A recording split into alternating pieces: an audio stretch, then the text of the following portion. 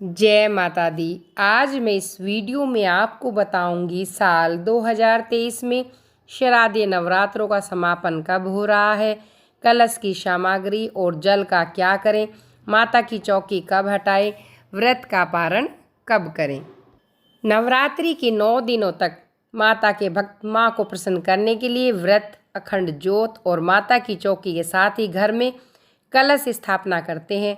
अष्टमी नवमी को हवन व कन्या पूजन के बाद नवरात्रि पारण और दुर्गा प्रतिमा विसर्जन के साथ नवरात्रि का समापन होता है।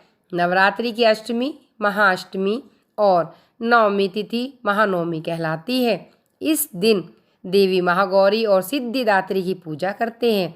चलिए जान लेते हैं नवरात्रि में दुर्गा प्रतिमा विसर्जन कब है, कलश की सामग्री और जल का क्या करें, माता की चौकी कब हटाएं, व्रत का पारण कब करें।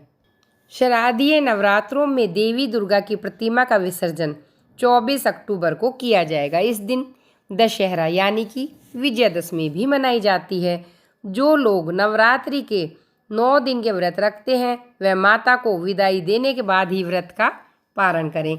इस बार दुर्गा विसर्जन का शुभ मुहूर्त रहेगा 24 अक्टूबर को सुबह 6:27 से सुबह 8:42 तक। चलिए जान लेते हैं कलश विसर्जन विधि। नवरात्रि व्रत के पारण और कन्या पूजन के बाद कलश विसर्जन किया जाता है। कलश विसर्जन के लिए हेम ह्रीं क्लीं चामुंडाय विच्चे मंत्र का जाप करते हुए कलश उठाएं। कलश के नारियल को किसी चौकी के ऊपर रख दें और कलश में डले आम के पत्तों से कलश के जल को अपने घर के चारों कोनों में छिड़क दें। फिर बाकी बचे कलश के जल को तुलसी के गमले में अर्पण कर दें। कलश के चावलों को नदी तालाब में विसर्जित करें या घर के पेड़ पौधों में डाल सकते हैं। कलश के ऊपर रखे नारियल को विधि पूर्वक विसर्जन किया जाना चाहिए। शास्त्रों के अनुसार व्रत के पारण के बाद ही व्रत पूर्ण माना जाता है। साल 2023 में शारदीय नवरात्रि का पारण 10वीं तिथि के दिन किया जाएगा।